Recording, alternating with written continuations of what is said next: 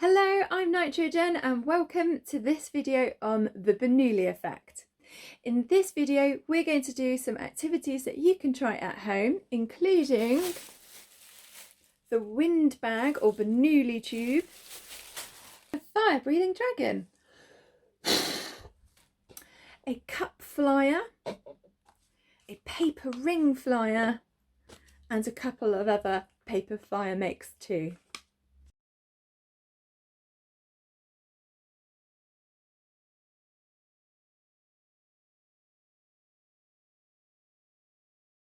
For these activities, you're going to need some sellotape, a cardboard tube, a pair of scissors and a pen, some glue, a bit of white paper and some light paper like tissue paper, 2 cups. They could be polystyrene or plastic or paper, or if you've got all of them you can test different types. Some paper that you can fold to make your flyers. Some elastic bands, a really long one will work well, or if you've got 3 or 4 we can knot them together to make a long elastic. A plastic bag, a cup of water and a couple of straws.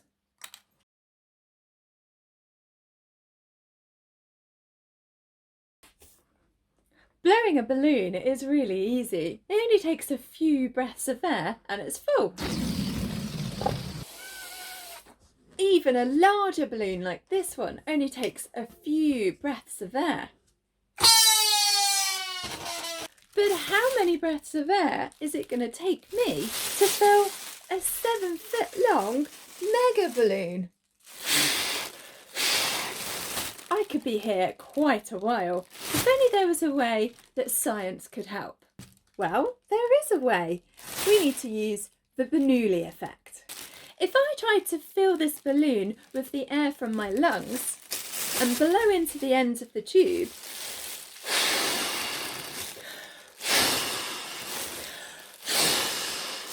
only the air from my lungs can get inside. 3 breaths of air has filled up half of the mega balloon, so 6 might fill it the whole way. But wouldn't it be better if I could use all the air that's in the room instead of just the air from my lungs? Well, there is a way. If I hold the mega balloon further away from my mouth, then the air in the room can join in too. And we can fill a 7-foot long mega balloon in just 1 breath. So how does this work? Well, instead of holding the open end of the mega balloon right up to my mouth, where only the air from my lungs can fit inside, if we hold the mega balloon further away from our mouths and we blow from a distance, what's happening is the air in the room is joining the fast moving air. And this is because fast moving air is making low air pressure. So that's some pretty amazing science, and it helped me fill the mega balloon in just 1 breath. And it's all to do with a bit of science called the Bernoulli Effect. In 1738, a Swiss mathematician and scientist called Daniel Bernoulli discovered this effect. He found out that low air pressure is caused when you have fast moving air. And you can feel this if you blow onto your hand. You can feel the air travelling from your mouth and hitting your hand with a large force. But it's not just the air that's coming from your lung that actually hits your hand. The air in the room will join in too. And that's because when we're blowing and moving the air, it's making low air pressure. This stream of low air pressure that comes from our mouths is now different to the atmospheric pressure we have in the room. And air doesn't like to be different. Oh no, it likes to be the same. So the air in the room joins in with this stream of fast moving low air pressure and hits your hand. And that Bernoulli effect is what filled our 7-foot long balloon. If you'd like to have a go at making your own mega balloon, you can do it using a plastic bag. So you could use a bin bag or several plastic bags and you can tape it all together. This mega balloon is about 15 centimetres wide and it's a big long tube. So we're going to need to create that using our plastic bags. So with this plastic bag, I'm going to need to cut it in several places and then tape it together to make one long tube. Now this plastic bag has extra material along the creases so that it can widen up. So I'm going to cut along the edge all the way down those creases so that this is the width of my bag.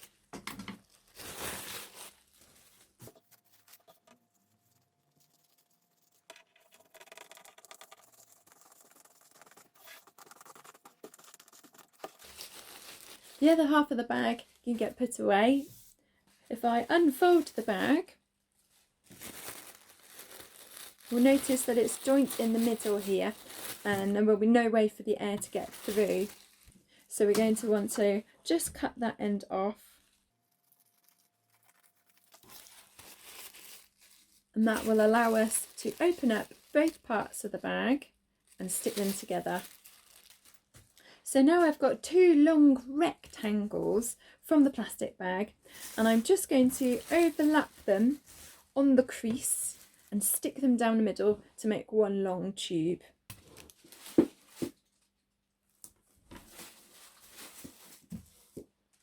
Now the two pieces are joined together, I'm going to fold it back up on the crease. And we're going to need to tape down the whole of the open edge and join those two parts together to make a long tube or cylinder shape the entire length down.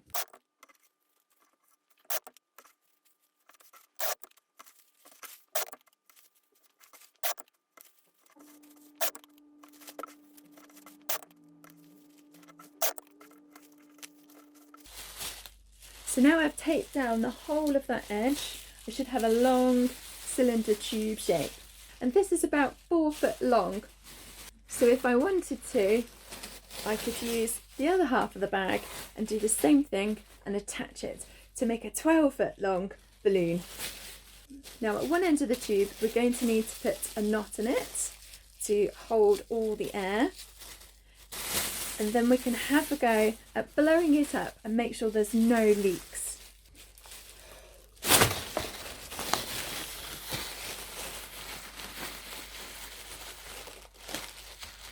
I found a little place that I haven't taped properly, so I'm just going to add a bit more tape.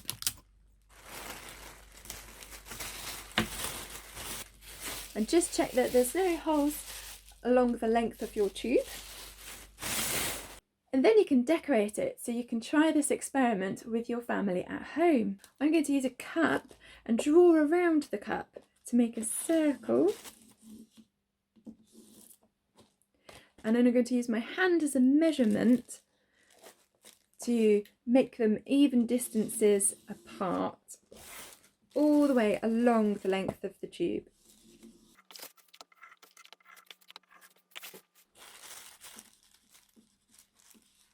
I'm then going to turn them into smiley faces. My mega balloon or Bernoulli tube is now ready. And you can use this on a member of your family and ask them how many breaths you think it would take to fill the whole tube. And then you can wow them with the amazing science that you've learnt and show how you can fill the tube in just one breath. We can show the Bernoulli effect in a slightly different way. So here I've got a couple of balloons at the end of a piece of string. Now they're affected by the air pressure in the room and we can see them moving a little bit as the air moves around it. Now if I was to blow air through the middle of the balloons, what might you expect to see? Let's take a look.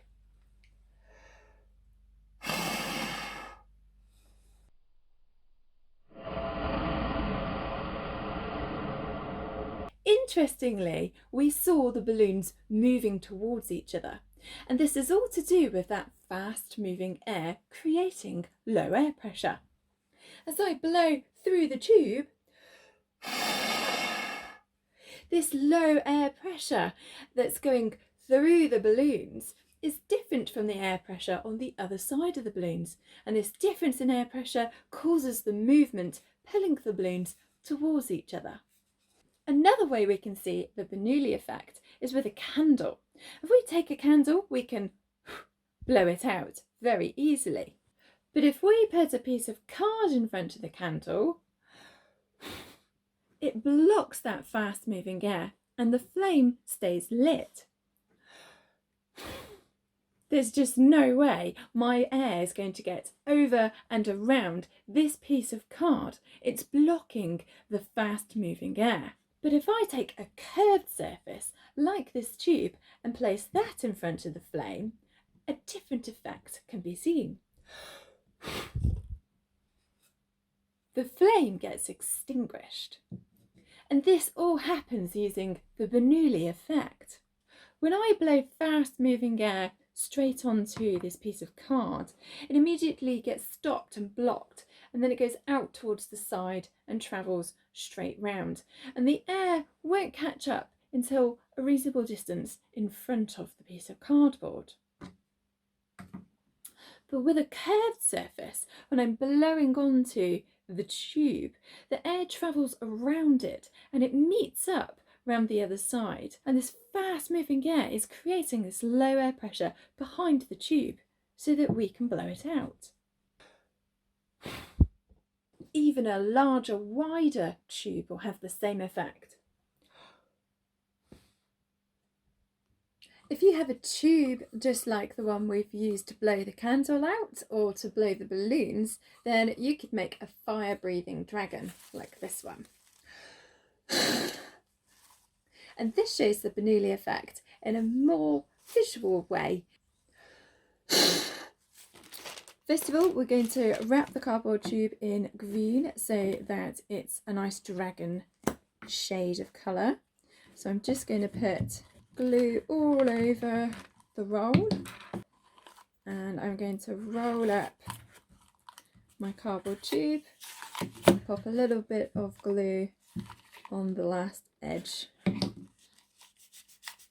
So now my tube is nice and green. I'm just going to trim off the excess on the edges,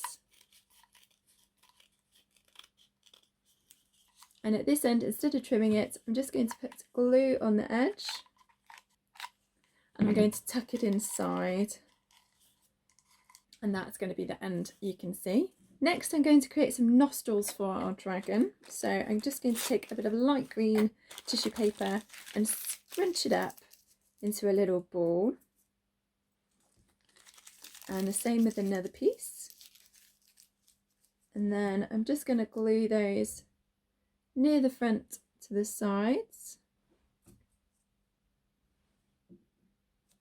With the rest of the light green paper, I'm going to make a little mane for the dragon. So I'm just going to cut a little rectangle out, and I'm just going to fold it in half, and that will go about 2/3 of the way down the length of the tube.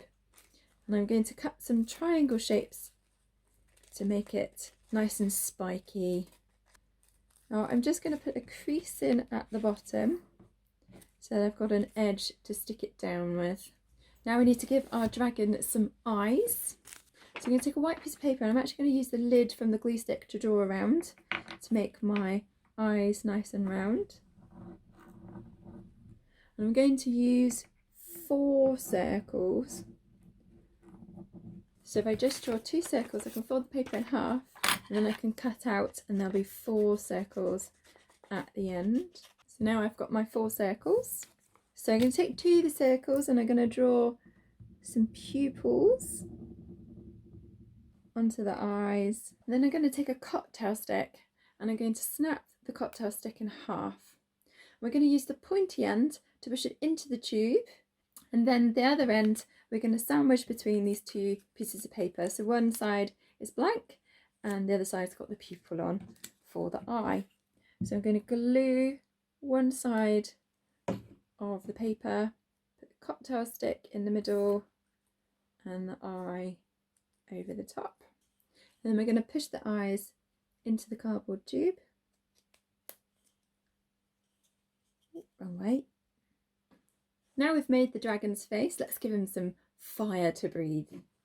So before I start cutting, I'm going to take my paper and I'm going to mix around the colours a little bit so they have different colours contrasting next to each other. So I've got a light orange, a red, a yellow and then a dark orange. And what I'm going to do is I'm going to glue one edge of the paper together first just to build a sandwich, and then we get a really nice fire effect. So between each of these colours I'm just putting a strip of glue just to hold them together. So now I've glued that end together, I'm actually going to make lots of strips. I'm going to keep that strip of glue all together in one piece and we're going to put that into the front of the mouth. So I've got 5 long strips and they're all stuck together at the top. So what I'm going to do now is to glue the strip with plenty of glue. I'm going to stick it on the inside of the tube.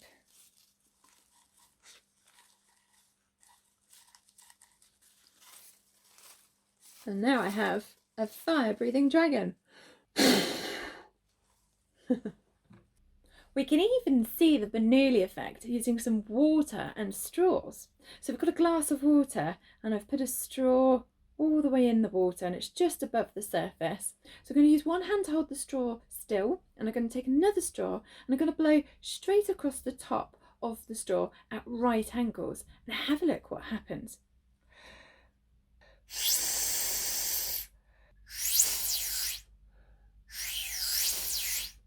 The water squirts out. Let's take a look in slow motion. So why is that happening? Well, if we blow through the straw, we're creating that fast moving air and low air pressure. And that affects the air that's in the top of the straw that's in the water. If we've got fast moving air and low air pressure travelling over the top, then the air in the top of the straw that's in the water is going to be affected by this and get pulled up. And as it gets pulled up, it also draws the water, which causes it to squirt forward. This Bernoulli effect is relevant to our everyday lives and it has lots of different uses. An aeroplane needs it to give the wings the lift to get it up into the air and fly. A firefighter might use it to efficiently clear out smoke from a house, or if a wall has collapsed in a building, then there might be large objects around, so they can put a pillow underneath those large objects and use the Bernoulli effect to inflate the pillow, a little bit like what we did with the mega balloon. And some coffee machines have little pods and capsules inside, and the Bernoulli effect helps move those around inside the machine. Next, I'm going to show you how this works. Here I have a little cotton spool from a sewing machine, and you can see it's got a hole in the centre of it and a little piece of squared paper. I'm going to try and pick up the piece of paper using the spool. Now you might think if you blow through the spool, it's going to push the piece of paper away. So to get the paper to stick, you're going to need to do the opposite and inhale, breathing in, making a little vacuum and getting the paper to stick. Like that.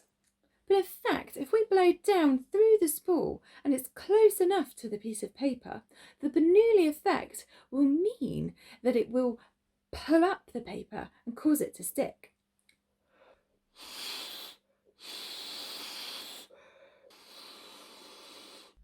So how is this happening? When we blow through the spool, we're creating a small amount of low air pressure between the spool and the paper. And on the other side of the piece of paper, the air in the room is now at a higher air pressure. And it wants to join in with this low air pressure and it's actually pushing against it. And that causes the paper to stick. We could see a similar effect if we use a table tennis ball and a funnel.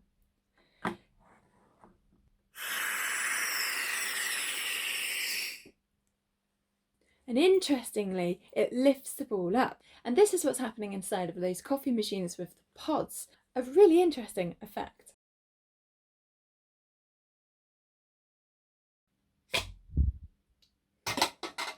To make a Bernoulli flyer, we're going to need some cups and some elastic bands. We're going to need some tape to tape them together.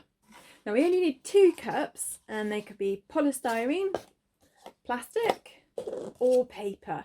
or if you've got all of them, you can test out different experiments. All we need to do is to tape the two bottom ends of the cups together in the middle. You might need a second pair of hands just to help hold the two ends together. I'm just going to put a little bit of tape around the middle so they're nice and secure. And then I'm just going to trim the ends.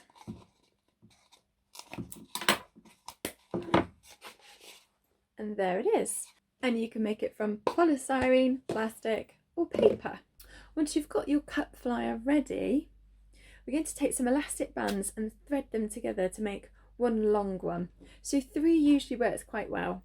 So I've just got some regular length elastic bands and I'm going to hold them open on my fingers.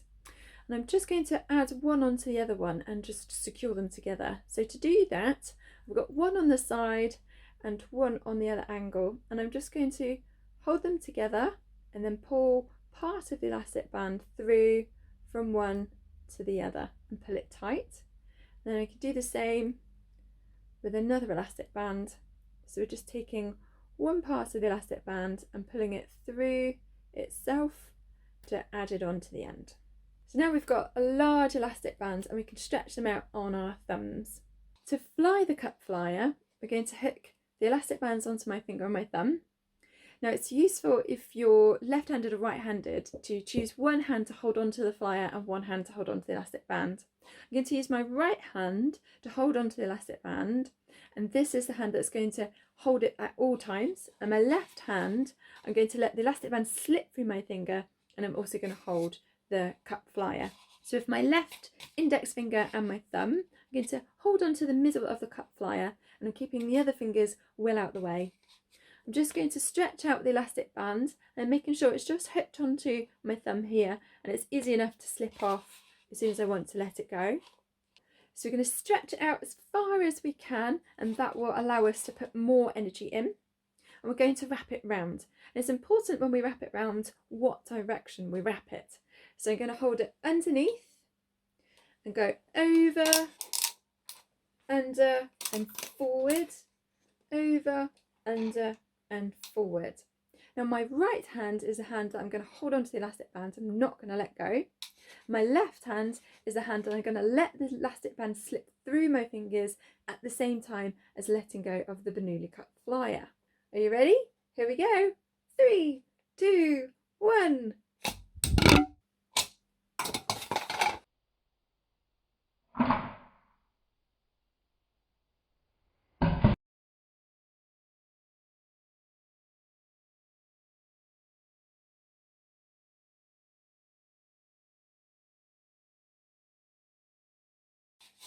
So when we wrap the elastic band around the cup flyer, it's storing a lot of energy inside. The direction of which we've wrapped the elastic band around the cup flyer will affect which way it's spinning. When the cup flyer gets released, the elastic band puts all the energy into making the cup flyer spin around. And this spinning effect means that as it's travelling, it actually arcs up before it rolls back down again. And it will fly up using this Bernoulli principle, but also something known as the Magnus effect. And as it's spinning, it's allowing the air to travel around it at different pressures and different speeds. The air travelling over the top is travelling in the same direction as the rotation of the cup flyer.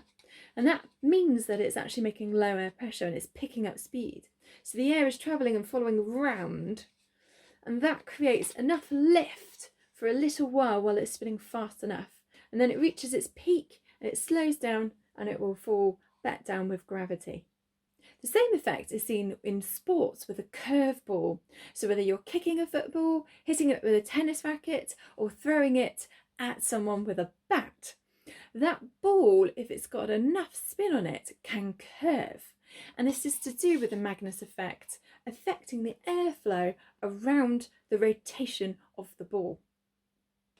I've experimented with the plastic cup, the paper cup and the polystyrene cup, and I found that the polystyrene cup travels a longer distance. But the paper cup's got these cool stripes on, and when it's spinning you can see the movement, and that's really nice too. So I'm going to decorate my polystyrene cups to have some stripes on, and then you'll be able to see it spinning. Why don't you have a go at building your own cup flyers and investigate what cups work best for you? Here are some paper ring flyers, and these are really simple to make. It's just a little bit of folded paper. They also show us the Bernoulli principle and a bit of the Magnus effect. So we've got two types of paper flyers here, and I'll show you how to make both. First, we're going to make the round hooped ring flyer. So take an A4 piece of paper, and we're going to make a fold about 1 centimetre from one side of the piece of paper. Just like this, nice and straight. And we're going to keep folding until we're over halfway down the piece of paper. We want to keep folding until we've got about 8 centimetres or around 3 inches left to be the tail. So we're just going to keep folding over, keeping it nice and straight as we fold.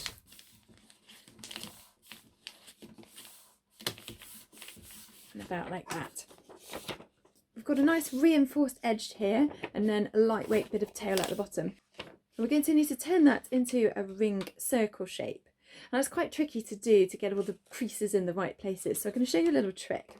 I'm going to pinch either end of the paper, and over the edge of the table, I'm just going to rub the paper from side to side. So I'm just pulling backwards and forwards over the edge of the table, holding on to either end nice and tightly. And that's put enough dents in our paper to make it nice and curved. Now we can take the paper and we're just going to do a little overlap using the edges there, and then we're just going to tape along the side. It's all taped down the edge there. And that is the circular paper flyer. So you've got a nice thick edge which will make it heavier at the front and a longer tail at the back. And when you're throwing the paper, you have to throw it with a twist. We can't throw it quite like a dart. We need to throw this paper with a twist. And it travels through the air.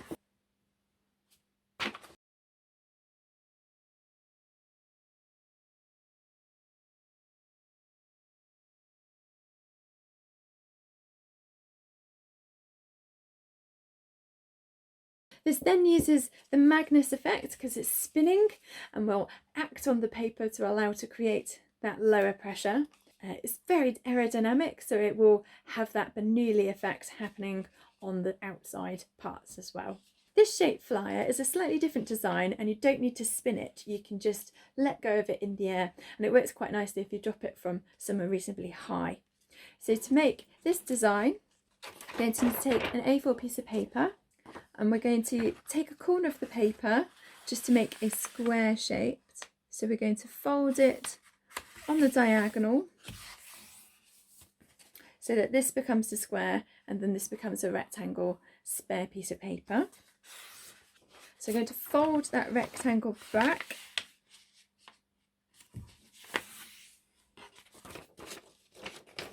and just trim off that rectangle. We might want to use that later. So now we've got a square piece of paper, so I'm just going to fold that back along the crease into the triangle, and I want to mark the halfway point on this edge of the paper. So to do that, I'm just going to temporarily fold the corners over and just put a little crease where that halfway mark is. I'm then going to unfold the paper. I'm going to take one corner of the paper and bring it up to that halfway mark, and then fold the edge. And just as we did before with this flyer, we're now going to keep folding it over until we're over this line. So we're going to fold up to the halfway line in half, and up to the halfway line again in half, and then I'm going to fold it on the halfway line and then fold it one more time over this end. So now we've got a thick edge again and a triangular piece at the back, and just as we did before, we've got to make that into a circle, and that's tricky, so we're going to use the same trick, pinching the edges of the paper and pulling it backwards and forwards over the edge of the table. Then we can take these two edges and put one inside the other and just tape it in the middle like this. So now we have a slightly different shaped flyer.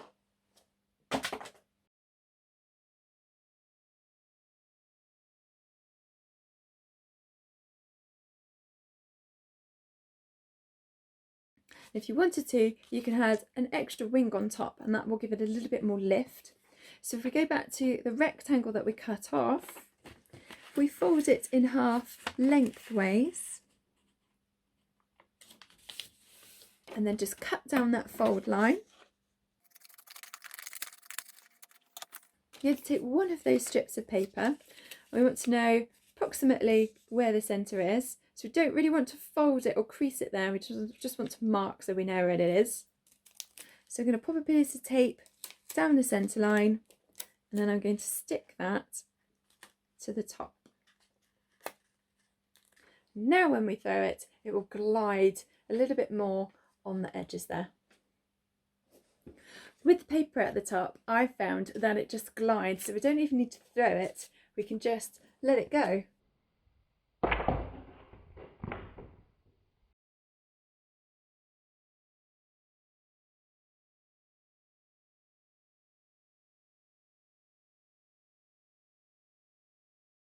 And it glides really nicely. One of the best demonstrations to show how this Bernoulli effect can cause this lift needed to support an airplane in the air is with flying toilet roll. So here we have a roll of toilet roll on a holder, and this toilet roll is free to move. And if I wanted this toilet roll to fly, I'd need to use Bernoulli's effect of low air pressure. If I try and blow underneath the toilet roll, we get a little bit of lift, but that's not actually how an aeroplane works. An aeroplane has an aerodynamic shape of its wing, and it allows the fast moving air to travel faster over the top than it does underneath. And it's this fast moving air that travels over the top of the wing that creates the lift it needs underneath. So if I blow over the top of the toilet roll, we can see it creates lift underneath it and allows it to flap. Now there's not enough force here for my breath alone, so I'm going to need some help. This is Larry, my leaf blower, and if I turn him on,